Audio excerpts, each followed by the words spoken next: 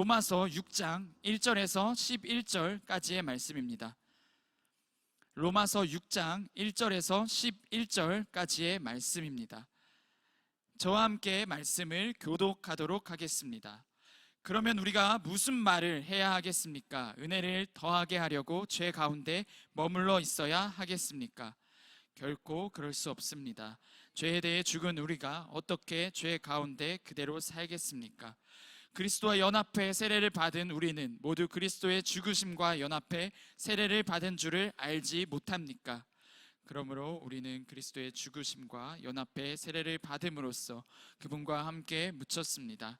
이는 그리스도께서 아버지의 영광으로 인해 죽은 자들 가운데서 살리심을 받은 것처럼 우리도 또한 새 생명 가운데서 살게 하려는 것입니다. 우리가 그리스도의 죽으심과 같은 죽음으로 그분과 연합한 사람이 됐다면 분명히 우리는 그리스도의 부활하심과 같은 부활로 그분과 연합한 사람이 될 것입니다. 우리의 옛사람이 십자가에 못 박힌 것은 죄의 몸이 멸해져 우리가 더 이상 죄의 종이 되지 않게 하려는 것임을 압니다. 이는 죽은 사람은 이미 죄에서 벗어났기 때문입니다. 우리가 그리스도와 함께 죽었다면 또한 그분과 함께 살 것을 믿습니다. 우리가 알기로 죽은 사람 가운데서 살리심을 받은 그리스도께서는 다시 죽지 않으시고 죽음이 더 이상 그분을 지배하지 못합니다.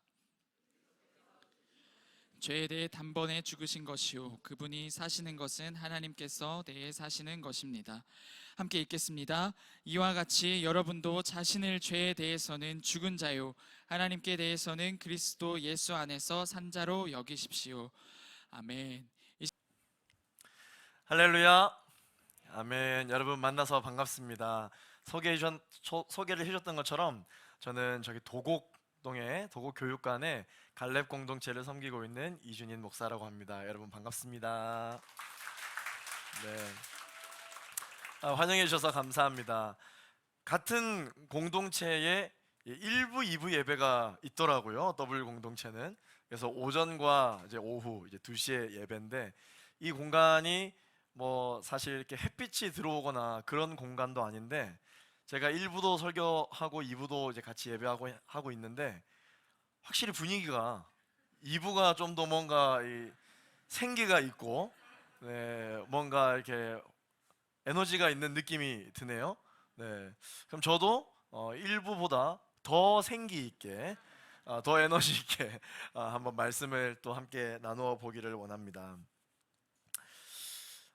복음을 듣지만 복음을 듣는 사람들마다 저마다의 반응이 다 다르게 나타납니다. 사도 바울이 복음을 전할 당시에 복음을 잘못 이해하는 사람들이 있었습니다. 복음을 오해하는 사람들이 있었어요. 회개하면 다 용서해 주신다고 하는데 믿기만 하면 구원을 받는다고 하는데 내가 어떠한 죄를 지었든 그것과 상관없이 예수님을 믿기만 하면 구원을 받는다고 하는데 그렇다면 어떻게 이것이 가능한 것인가? 나는 여전히 죄인인데 아무 공로 없이 의인으로 죄가 용서될 수 있단 말인가? 라고 오해하는 사람들이 있었습니다. 여러분들은 이 질문에 대해서 어떻게 생각하세요?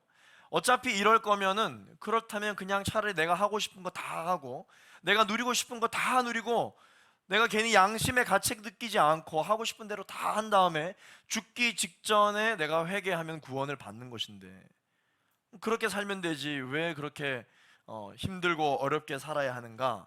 사도 바울의 복음을 듣고 오해하는 사람들이 있었습니다.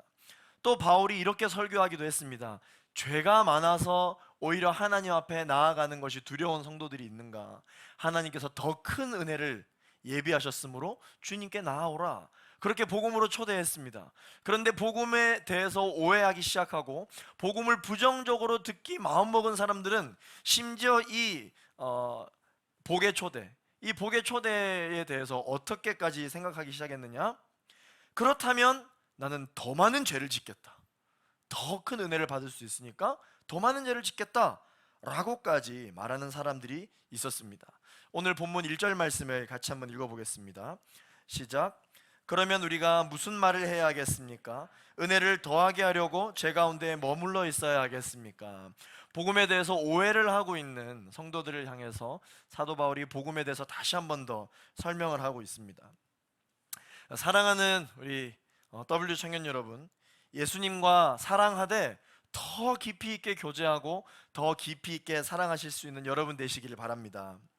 우리가 인간관계를 이제 하시잖아요. 여러분 인간관계 할 때 아마 이 부분에서는 참 내가 잘했으면 좋겠다, 내가 인간관계만큼은 참 잘 맺었으면 좋겠다, 여러 가지 그런 생각들과 고민들과 또 인간관계를 잘하는 방법 등등 아마 여러 가지 그러한 관심이 아마 있으실 것입니다.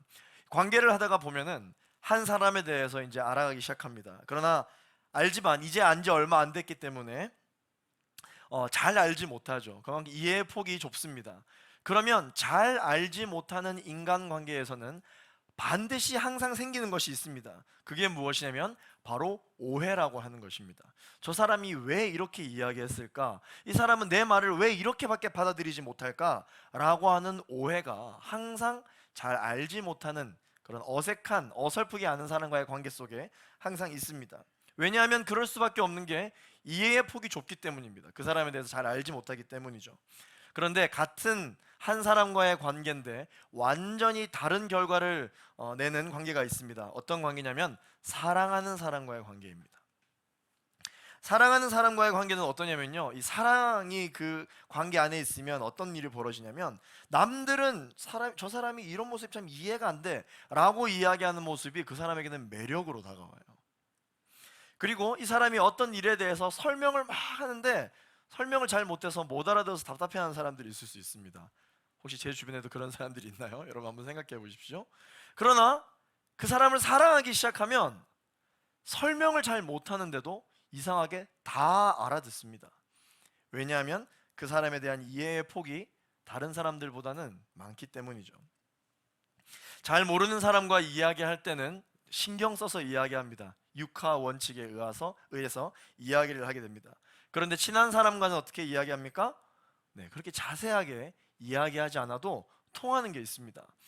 우리 전도사님께서 아까 광고하셨던 것처럼 여러분 공동체에서도 이번에 뜨거운 여름을 보내셨더라고요. 아웃리치를 또 이렇게 많이 다녀오신 것 같던데, 아웃리치를 가시기 전에 팀원들과 이야기를 나눌 때는 육하 원칙에 의거하여 오해하지 않도록 아주 자세하게 이야기를 하셨을 것입니다.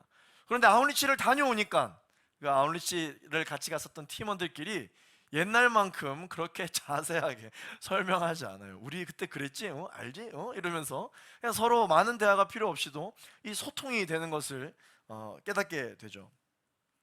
더 깊은 관계가 있습니다. 사랑하는 관계죠. 제가 누구를 사랑하겠습니까? 우리 아내를 사랑합니다. 우리 아내가 이제 하루 일과를 마치고 저와 같이 이렇게 집에서 같이 거울을 보면서 이렇게 양치를 할 때가 있습니다. 근데 제가 어느 날 제가 먼저 양치를 끝냈어요.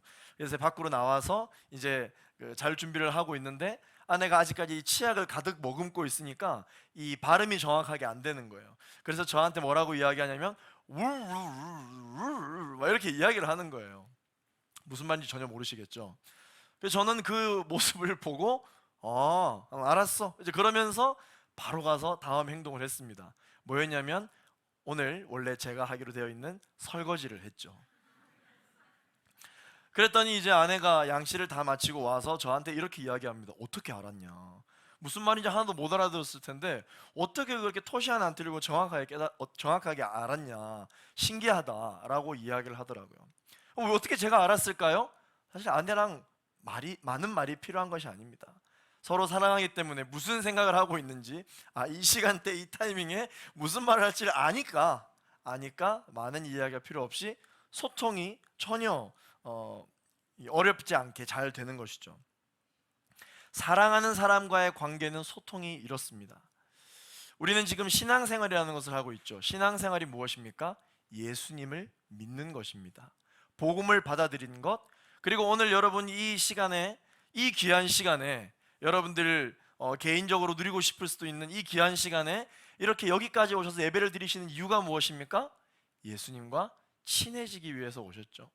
우리 예수님을 사랑하기 때문에 오셨죠. 여러분 예수님이랑 얼마나 친하십니까? 여러분들은 이번 여름 뜨겁게 복음을 전했던 이 아웃리치 시즌 가운데 여러분들이 전하신 그 복음, 여러분들은 그 복음을 어떻게 받아들이고 계십니까? 예수님을 알되 그냥 친한 친구 정도로만 알거나 그냥 지인 정도로만 알면 당장은 괜찮을지 모르겠지만 조금만 시간이 지나면 반드시 오는 게 있습니다. 그게 무엇이냐면 바로 오해입니다. 오해.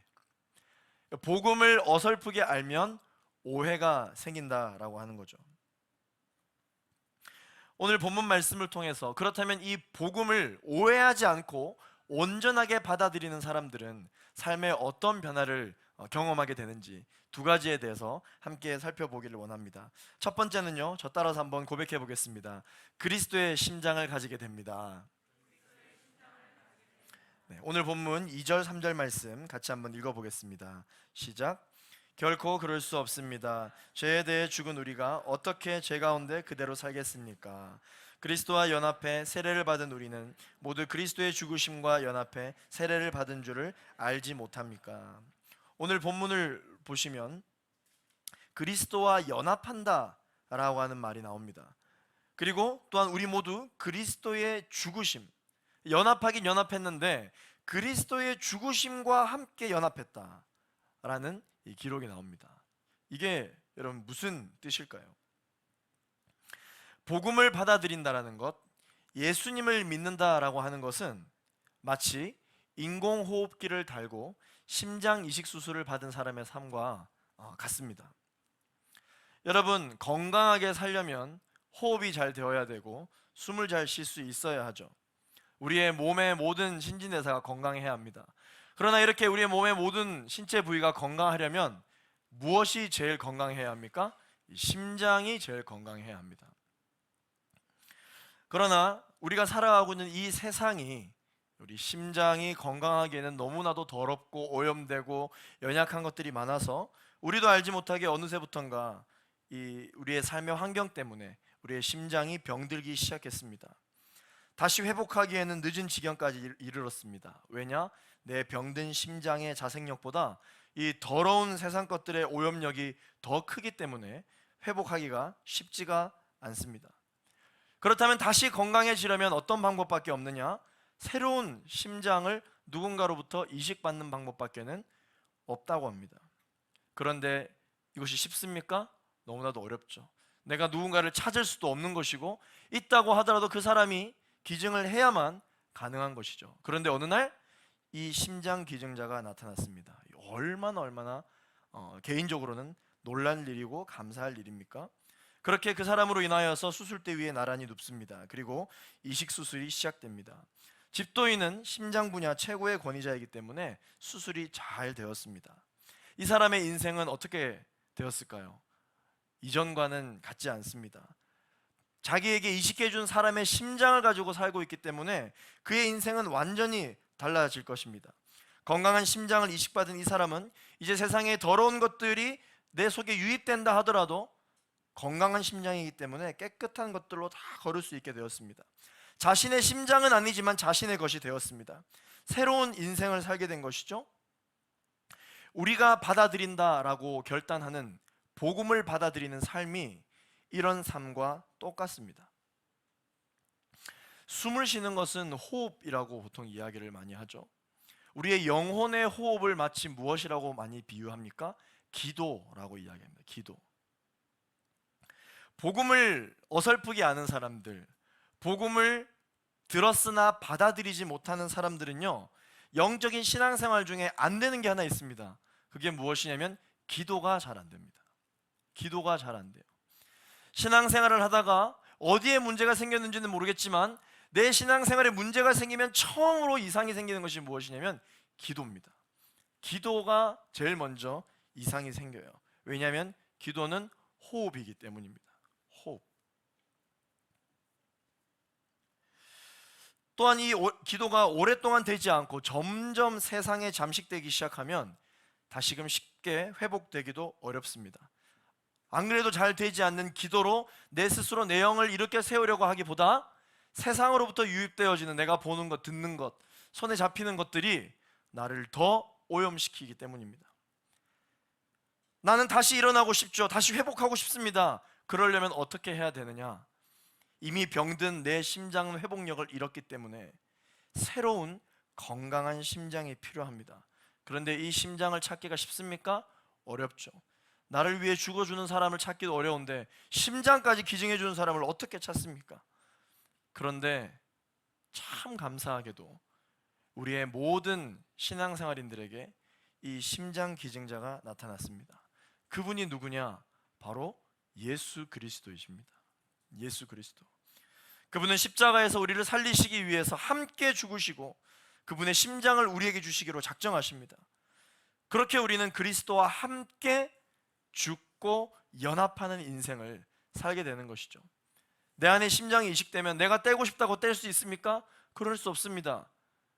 그리스도와 함께 죽고 연합하는 인생을 살아가게 되는 것이죠. 이런 사람은 이제 다른 인생을 살아가게 됩니다. 여전히 세상 가운데 살아가지만 잘 넘어지지 않습니다. 휘둘리지 않습니다. 다른 사람들의 말과 행동에 따라 일희일비하지 않습니다. 왜냐? 내 안에 성령 충만한 그리스도의 심장이 있기 때문에, 그분이 날 살리시기 위해서 죽으셨기 때문에, 그분의 죽으심으로 연합한 인생이기 때문에, 옛날에는 내가 그랬을지는 몰라도 복음을 받아들임으로써, 그리스도의 심장을 이식받음으로써 내 인생은 이전과 달라지게 되어 있습니다. 계속해서 이게 무슨 말이냐? 4절 말씀 함께 보겠습니다. 시작. 그러므로 우리는 그리스도의 죽으심과 연합해 세례를 받음으로써 그분과 함께 묻혔습니다. 이는 그리스도께서 아버지의 영광으로 인해 죽은 자들 가운데서 살리심을 받은 것처럼 우리도 또한 새 생명 가운데서 살게 하려는 것입니다. 아멘. 이 세상에 어떤 사람도 날 위해 죽어주는 사람이 없죠. 아무리 친한 친구끼리도 같이 죽었다고 해서 같이 묻지 않습니다. 이 둘은 너무 친했기 때문에 함께 묻습니다. 이런 건 없습니다. 그런데 어떤 사람끼리는 죽었을 때 함께 묻기도 합니까? 사랑하는 사람끼리는 함께 묻기도 합니다. 그래서 예수 믿는 사람들은 어떤 사람들이냐? 예수님과 함께 같은 무덤에 장사 지내받은 사람입니다. 세상에서 이야기하는 러브 스토리는 보통 여기서 끝이죠.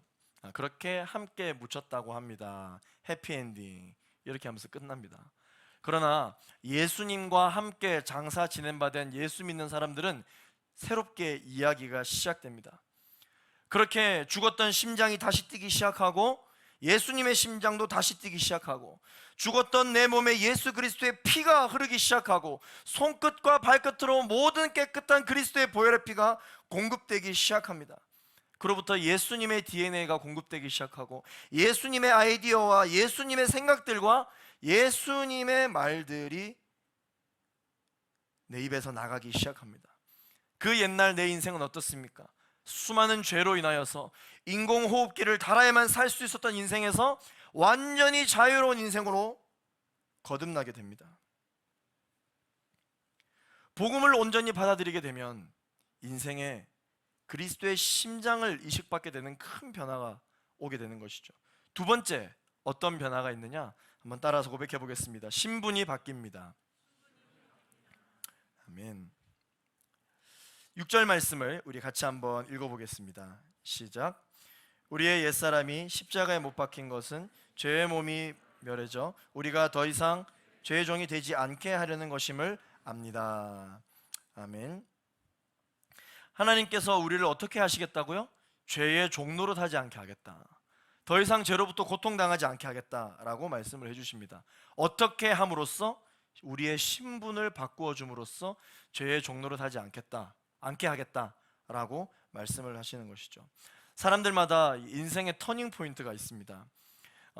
고등학생에서 대학생으로 바뀌는 것이 큰 터닝 포인트죠. 또 대학생에서 직장 생활을 하게 되면 또 인생의 큰 터닝 포인트입니다. 또 직장 생활에서 이제 결혼을 하게 되면 또 결혼 생활이라고 하는 큰 터닝 포인트가 있죠. 결혼하면 이제 끝났다, 결혼만 하면 된다 이렇게 생각하시겠지만, 결혼 생활 다음 이제 육아 생활이라는 것이 있습니다.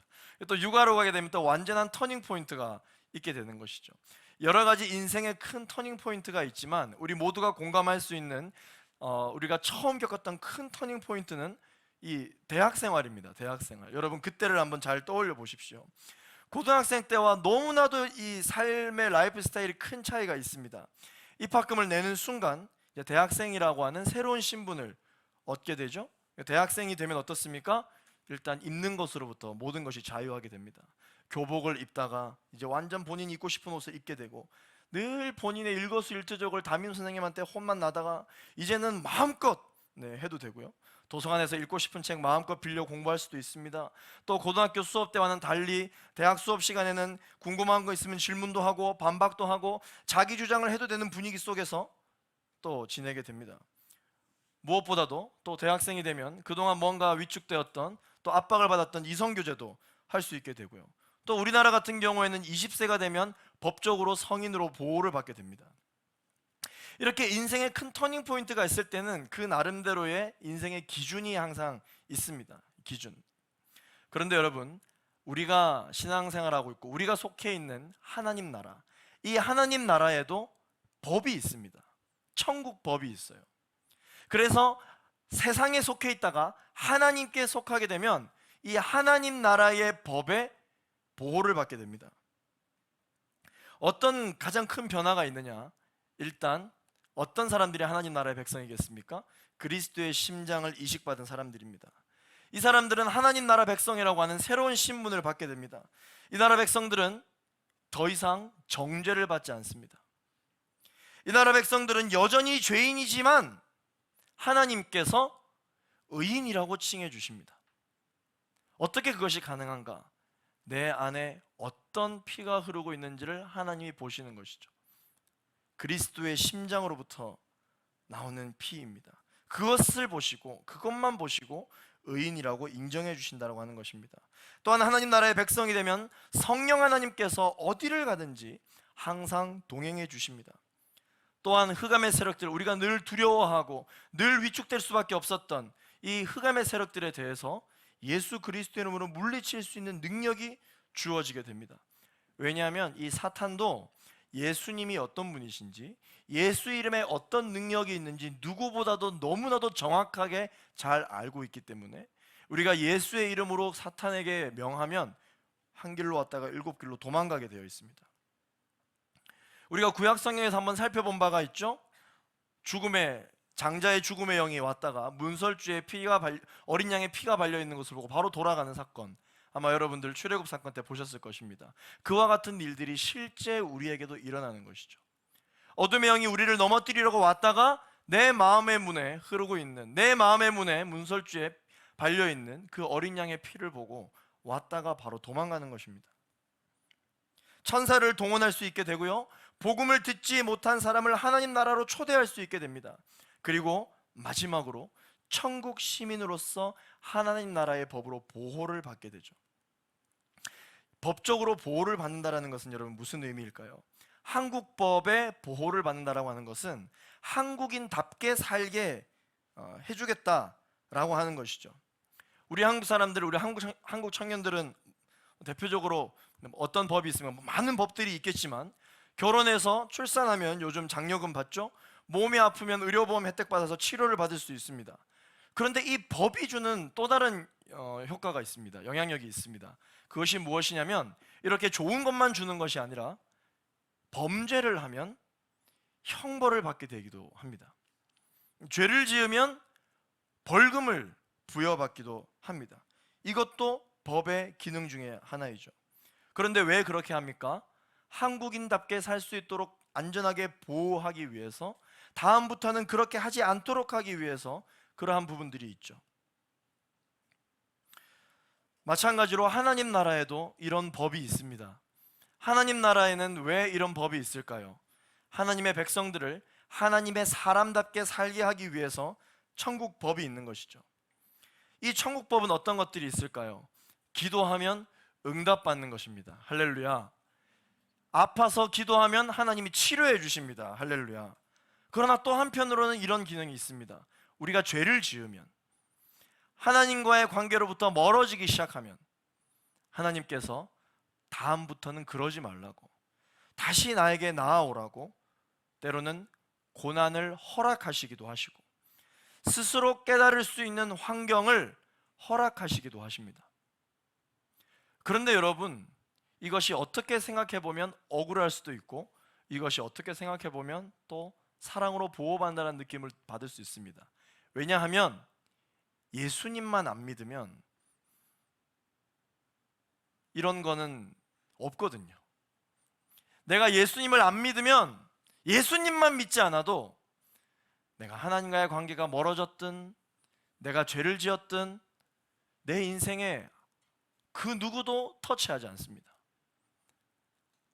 이것이 자유로워 보입니까? 아니면 하나님의 그 사랑과 그 보호하는 법 안에서 하나님의 백성답게 살 수 있는 이것이 더 자유롭습니까? 보호를 받는 삶이 자유로운 인생입니다. 해외 아웃리치를 다녀와 보신 분들은 너무나도 잘 아실 거예요. 해외로 출국하면 나를 아는 사람도 없고 내가 무슨 행동을 하든 뭔가 되게 자유롭습니다. 그러나 어려움에 처했을 때 어떠한 법적으로 보호를 받고 있는 것이 없기 때문에 굉장히 고생을 많이 하게 됩니다. 그런데 해외 아웃리치 갔다가 입국할 때 한번 보십시오. 어떻습니까? 다른 외국인들은 철저하게 조사를 다 하는데 한국인들은 그냥 이렇게 프리패스입니다. 이렇게 들어옵니다. 왜? 한국인들은 한국 법으로부터 보호를 받고 있기 때문이죠. 한국인들은 한국에서 가장 자유롭습니다. 왜냐? 법으로 보호를 받고 있기 때문이죠. 보호를 받는 삶이 자유로운 삶입니다. 보호를 받는 삶이 행복한 삶입니다. 보호를 받는 삶이 하나님의 보호를 받는 삶이 바로 예수 그리스도를 믿는 사람들의 삶입니다. 예수 그리스도의 사랑을 여러분 어떻게 생각하십니까? 우리 모두는 예수님의 사랑에 구속된 사람들입니다. 여러분, 이 구속이라고 하는 단어는 언제 제일 많이 들으십니까? 사실 이 구속이라고 하는 단어가 그렇게 부정적인 단어는 아닌데 우리나라 사람들에게는 이 구속이 굉장히 부정적인 단어로 올 때가 더 많이 있습니다. 왜냐하면 뉴스만 틀면은 제일 많이 듣게 되거든요. 누가 구속됐다, 구속됐다, 구속됐다, 풀렸다. 왜 풀렸지? 또 구속됐다. 뭐 굉장히 이 구속이라는 단어를 오히려 그런 부정적인 상황에서 많이 듣게 됩니다. 그러나 여러분, 이 복음을 받아들인 사람의 삶, 예수를 믿는 사람들의 삶은 어떤 사람들이냐? 예수 그리스도의 사랑에 구속된 사람들이에요. 그게 무슨 말입니까? 예수 그리스도의 그 사랑과 하나님의 은혜에 철저하게 보호를 받는 사람들입니다. 내가 하고 싶은 것 다 하는 인생이 아니라 하나님이 원하시는 것을 하며 살아가는 인생. 내가 이미 이식받은 이 심장을 떼고 싶다고 해서 뗄 수 있습니까? 떼면 죽습니다. 그러나 우리는 복음을 받아들였고 예수를 믿는다라고 결정한 순간 그리스도의 심장이 우리의 마음 가운데 이식되었기 때문에 우리는 예수 그리스도의 사랑에 구속된 인생을 살게 되는 것이죠. 사랑하는 청년 여러분, 예수 그리스도를 알되 깊이 있게 교제하고 깊이 있게 사랑하실 수 있는 여러분 되시기를 예수 그리스도 이름으로 축원합니다. 따라서 한번 고백해 보겠습니다. 내 안에 그리스도의 심장이 있습니다. 나는 신분이 바뀌었습니다. 나는 하나님 나라의 백성입니다. 우리는 결국 하나님의 보호하심 속에 있는 사람들입니다. 두려워하지 마십시오. 의심하지 마십시오. 위축되지 마십시오. 우리는 영원한 하나님 나라의 보호를 받고 있는 사람들입니다. 오늘 설교 제목이 무엇이었습니까? 그리스도와 함께 죽고 그리스도와 함께 살다였습니다. 여러분, 이 말씀을 여러분들에게 적용할 때 죽는다, 산다, 이것을 어떻게 적용하시겠습니까? 우리가 보통 우리의 생명을 놓고 죽었다, 살았다, 이것은 사실 우리가 어떻게 할 수 있는 부분이 아니기 때문에 하나님께 달려있는 것이기 때문에 그거 말고요, 오늘 이 본문에서 나와 있는 것처럼, 제목에서 이야기하는 것처럼 그리스도와 함께 죽었다, 그리스도와 함께 살았다, 무엇을 보고 내가 죽었다 이야기하고 무엇을 보고 살았다라고 여러분 이야기하십니까? 아마 대부분의 청년들이 이렇게 적용하실 수 있습니다. 내가 가난하게 사는 것은 죽는 삶이고 내가 부유하게 사는 것은 사는 삶이다. 퇴사하는 것이 죽는 것이고 승진하는 것이 사는 것이다.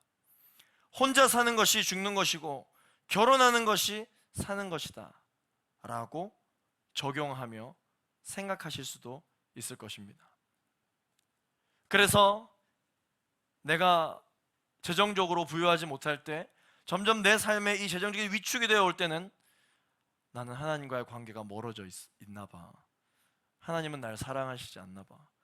그런데 막 내 삶에 부유해지기 시작하고 재정이 막 들어오고 전혀 어려움 없이 살 때는 하나님 살아계시다고 그렇게 이야기를 하는 경우도 종종 있습니다. 직장도 마찬가지입니다. 내가 원치 않는 이유로 퇴사를 하게 되었을 때, 사탄이 나를 시험한다. 여러 가지, 그럴 수도 있고 아닐 수도 있겠지만 그렇게 이야기하는 경우가 있습니다. 그러나 가만히 한번 생각해 보십시오.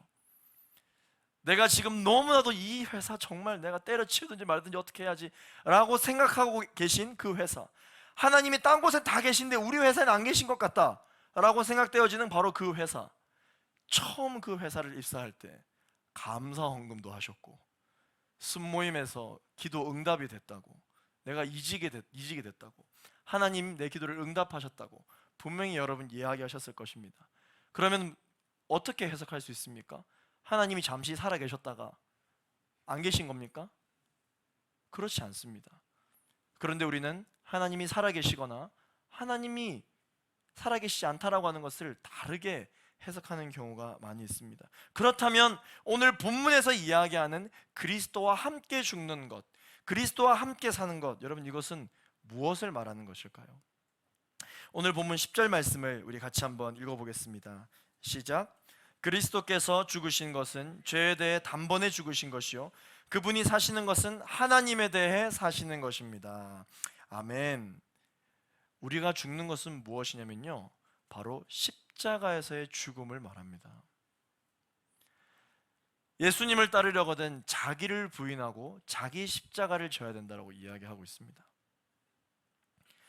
돈이 없어서 죽는 게 아니라, 인정받지 못해서 죽는 게 아니라, 사랑받지 않는 삶을 살고 있어서 죽은 인생이 아니라, 그리스도와 함께 죽는다라고 하는 것은 예수님 때문에 죽는 인생, 예수님 때문에 내려놓는 인생, 예수님 때문에 포기하는 인생, 예수님 때문에 사랑하기로 결정하는 인생, 예수님 때문에 오래 참기로 결단하는 인생, 이것이 바로 자기를 부인하고 그리스도와 함께 연합해 죽는 인생을 뜻하는 것입니다.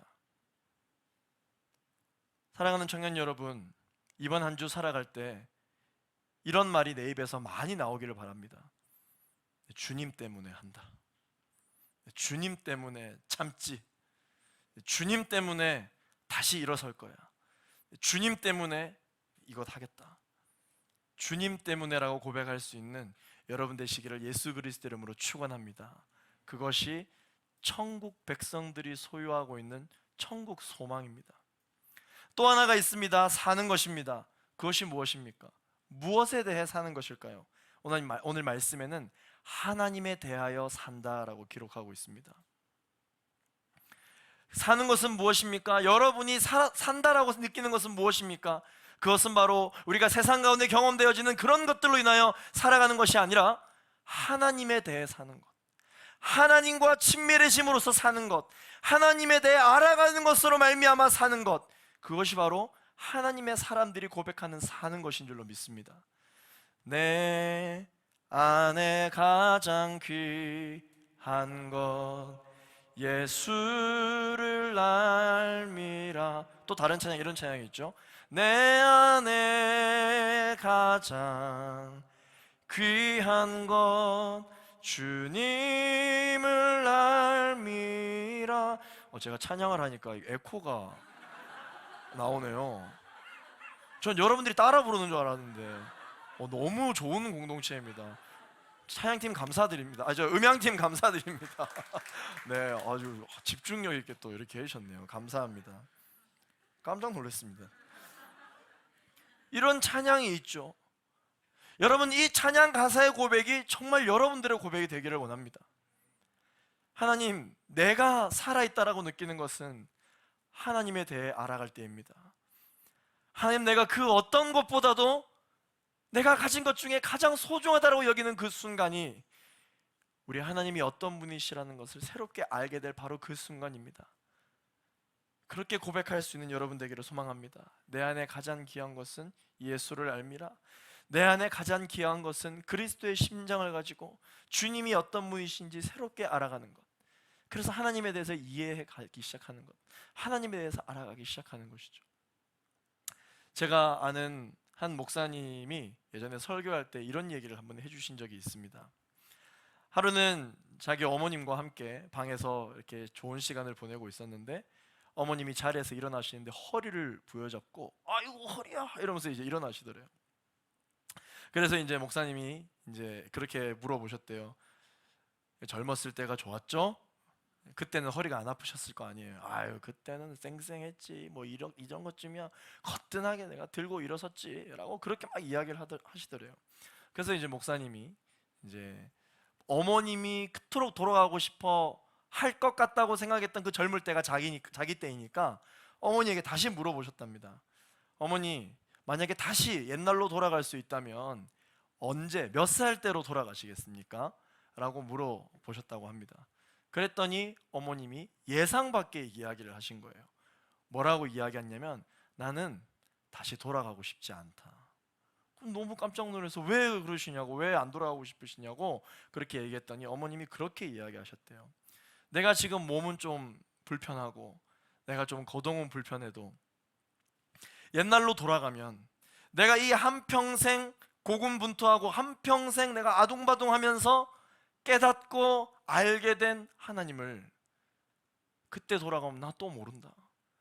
그러면 또 하나님에 대해서 덜 이해하게 되고 또 하나님에 대해서 오해하는 시절을 겪게 될 건데, 나는 그때로 돌아가고 싶지 않다.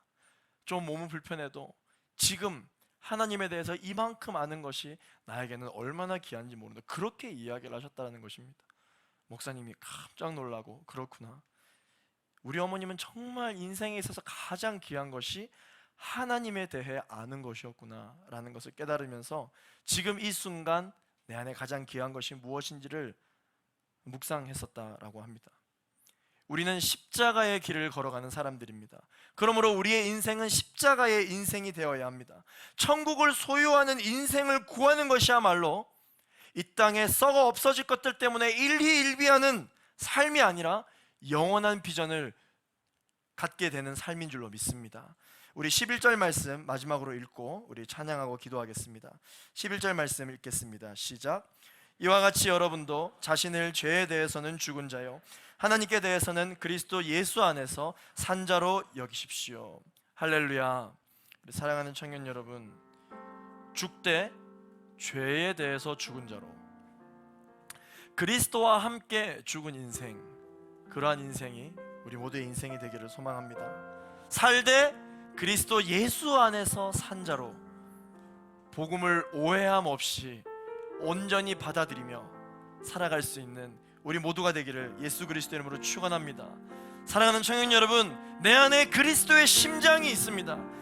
내 안에 뛰고 있는 이 심장은 예수 그리스도를 믿음으로 말미암아 예전에 인공호흡기를 달지 않고는 살 수 없었던 그런 연약한 인생이 아니라 예수님의 생각들과 예수님의 DNA와 예수님의 것들이 가득 뿜어져 나오는 그리스도의 심장이 내 안에서 뛰고 있습니다. 그러므로 내가 예배 때마다 고백해야 할 제목은 무엇입니까? 하나님, 나 하루라도 더 살 수 있도록 빨리 인공호흡기 다시 주세요. 하나님, 잠시 내가 방심했습니다. 죄송해요. 다시 인공호흡기 주세요. 이렇게 하루하루를 연명하며 사는 것이 아니라 이미 우리에게 모든 것을 승리하시고 모든 세상의 어려움을 다 해결하고도 남는 예수 그리스도의 심장을 우리에게 주셨으므로 우리가 기도할 때 제일 먼저 기도해야 될 것은 무엇인가? 찬양하라 내 영혼아, 감사하라 내 영혼아, 송축하라 내 영혼아, 승리는 내 것일세. 할렐루야. 이 고백이 저와 여러분 가운데 가장 먼저 되어야 합니다. 하나님이 이를 위해서 우리에게 그리스도의 심장을 내어주셨어요. 내 안에 이미 예수의 사랑이 살아 숨쉬고 있습니다. 사용하시기 바랍니다. 누리시기 바랍니다. 선포하시기 바랍니다. 말씀 가운데 우리 하나님의 백성들에게 더 이상 죄의 종노릇 하지 않게 하나님이 만들어 주시겠다고 하셨어요. 우리의 의지와 상관없습니다. 왜? 우리의 가슴 안에 그리스도의 심장이 뛰고 있기 때문에 내가 이걸 떼고 싶다고 해서 뗄 수 있는 게 아니에요. 이미 우리는 그리스도의 사랑에 구속됐습니다. 그래서 하나님 나라의 법으로 보호받고 있습니다. 보호받고 있어요. 그렇다면 그 법 안에서 우리의 풀리지 않는 고민과 해결되어지지 않는 그 고민들을 어떻게 해석할 수 있습니까? 하나님의 완벽하신 법 안에 보호받고 있기 때문에, 하나님의 백성답게 살 수 있도록 보호받고 있기 때문에 부유할 때 감사할 수 있는 것이고, 가난할 때 감사할 수 있는 것이고, 몸에 좀 아픔이 있더라도 그 아픔에 대하여 감사할 수 있는 것입니다. 주 안에서 아프기 때문입니다. 할렐루야. 가진 것이 없고 부족한 것이 너무 많고 연약하죠. 신앙생활이란 무엇이냐? 그것을 인정하는 것입니다. 나는 연약하다, 나는 죄인이다, 내 의지로 내 심장을 가지고는 이 세상을 살아갈 수 없다. 그러므로 그리스도의 심장이 필요하다. 내 안에 있는 이 그리스도의 심장으로 세상을 이기겠노라 선포하는 이 고백이 우리에게 필요한 것입니다. 사랑하는 청년 여러분, 힘들고 어려울 때마다 하나님 저 어떻게 할까요? 힘들고 어려울 때마다, 이해되지 않을 때마다 하나님 저 어떻게 하면 좋을까요? 라고 기도하시기보다 그저 예수 그리스도의 십자가를 바라보십시오. 많은 말이 필요 없습니다. 사랑하기 때문에 십자가를 바라보세요. 십자가에 달리신 예수님이 여러분들을 바라보고 계십니다. 그 눈빛을 바라보세요. 풀리지 않았던 내 인생의 고민과 숙제들이 예수님의 DNA와 예수님의 생각들로 해석되기 시작할 것입니다. 그 십자가에서 예수님께서 하시는 말씀을 따라 그리스도와 함께 연합하여 함께 죽고 함께 살아갈 때 이 땅에서도 우리는 천국 백성과 같이 살아갈 수가 있게 되는 것입니다. 왜? 내 안에 예수의 피가 흐르고 있기 때문입니다. 죽어도 예수님과 함께 죽는 삶, 살아도 예수님과 함께 사는 삶, 그것이 우리의 삶의 영원한 비전이 되기를 예수 그리스도 이름으로 축원합니다. 함께 이 시간 우리 찬양하며 나아가겠습니다. 세상 모든 민족이 구원을 얻기까지, 세상 모든 민족이 구원을 얻기까지 쉬지 않으시는 하나님, 주의 심장 가지고 우리 이제 일어나 주 따르게 하소서. 세상 모든 육체가 주의 영광 보도록 우리를 부르시는 하나님, 아멘. 주의 손과 발 되어 세상을 치유하며 주 섬기게 모든 노래를 불러라고 여호와의 영광을 인정하리라. 물이 바다 덮음같이 여호와의 영광을 인정하는 것이 온 세상 가득하리라. 물이 바다 덮음같이, 물이 바다 덮음같이, 물이 바다 덮음같이 여호와의 영광을 인정합니다. 물이 바다 덮음같이 여호와의 영광을 인정하는 것이 온 세상 가득하리라.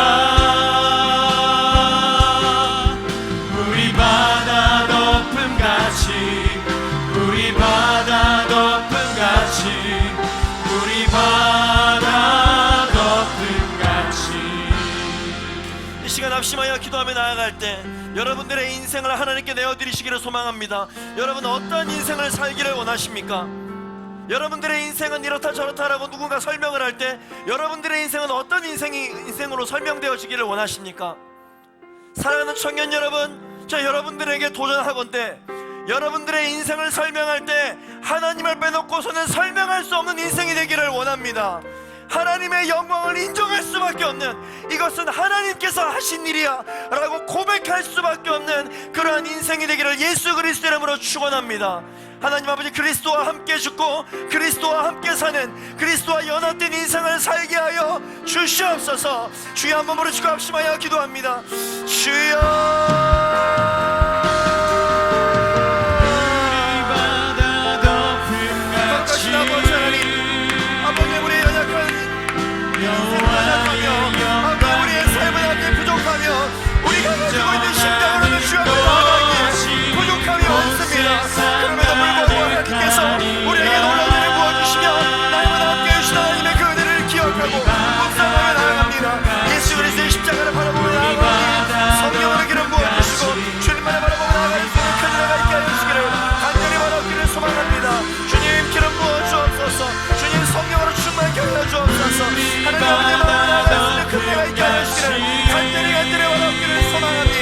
아버지는 흑암의 세력들로부터 빈틈을 주지 않게 해주시고, 하나님께서 우리에게 부어주신 어린 양의 피를 문선지에 말미암아 시험을 나갈 수 있는, 나갈 수 있도록 주님 감사해 주시기를 간절히 원합니다. 주님, 우리 바다 덮음같이, 우리 바다 덮음같이, 우리 바다 덮음같이. 우리 마지막으로 한 번 더 기도하며 나아가게 되기를 원합니다. 우리가 늘 두려워하고 우리가 차마 넘을 수 없을 거라고 생각하는 어둠의 세력들, 사탄, 마귀, 이 흑암의 세력들은, 여러분 그거 아십니까? 능력이 없는 존재들입니다. 그런데 왜 무서운지 아십니까? 근데 왜 두려운지 아십니까? 그 사탄은 교묘하고 유혹을 잘하고 거짓의 영들이기 때문에 여러분들이 무엇을 무서워하는지, 무엇에 대해 의심하고 있는지 정확하게 알고 있습니다. 그래서 그 모습으로 나타나기 때문에 무서운 것이지, 그 존재 자체는 아무런 힘이 없습니다. 그 존재가 고작 할 수 있는 것은 단 하나, 여러분들의 귀에 속삭이는 것 뿐이에요. 넌 그거 못해, 너는 그거 할 수 없어, 넌 또 넘어질 게 뻔해. 거짓말 할 수밖에 없는 연약한 존재들이에요. 그렇기 때문에 그 존재들을 향하여서 나사렛 예수 그리스도로 명하노니 너는 나를 무너뜨릴 수 없다, 묶임을 받고 떠나갈지어다 라고 고백하면 한 길로 왔다가 7길로 도망가는 존재들입니다. 여러분들을 넘어뜨리려고 왔다가도 여러분들의 마음의 문에 발려져 있는 어린 양의 그 피를 보고 무서워 벌벌 떠는 존재들일 뿐이에요. 그러나 우리가 기도하는, 우리의 예배를 받으시는 하나님은 어떤 분이신지 아십니까? 모든 능력을 가지고 계신 분이십니다. 그 능력을 가지고 계신 분께 우리의 인생을 내어 맡겨드릴 때, 나의 의지로는 풀리지 않아도 나의 인생의 모든 고민들이 예수 그리스도의 십자가로 말미암아 풀리는 줄로 믿습니다. 왜냐하면 우리가 가지고 있는 모든 문제들보다 하나님이 더 위대하시고 더 크시기 때문입니다. 할렐루야. 감사하라 내 영혼아, 송축하라 내 영혼아, 주님을 높일지어다. 십자가를 바라볼지어다. 모든 두려움들아, 의심들아, 위축되는 영들이여 예수 그리스도로 명하는 이 묶임을 받고 떠나갈지어다. 하나님 우리에게 강하고 담대한 마음, 두려워하지 않고 놀라지 않는 마음을 주시옵소서. 주여 한번 부르시고 합심하여 마지막으로 기도하겠습니다. 주여,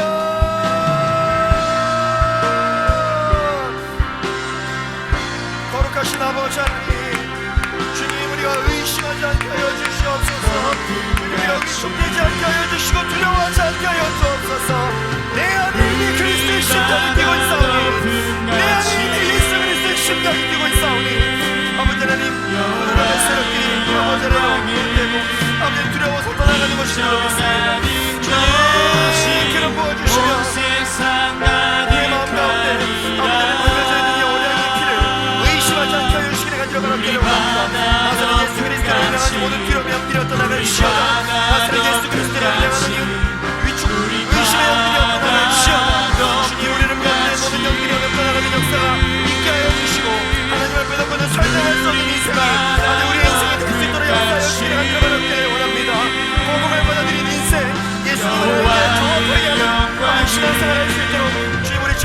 전하는 것이 이곳에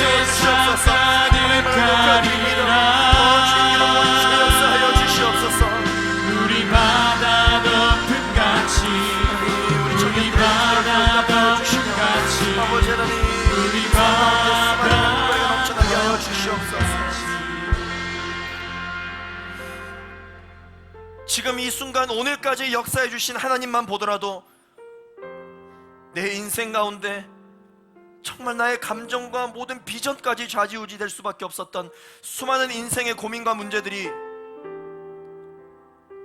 언제부터 그것이 문제시 되지 않았는지도 모를 정도로 지금은 새로운 문제거리를 가지고 기도하고 있는 우리의 모습을 발견하게 됩니다.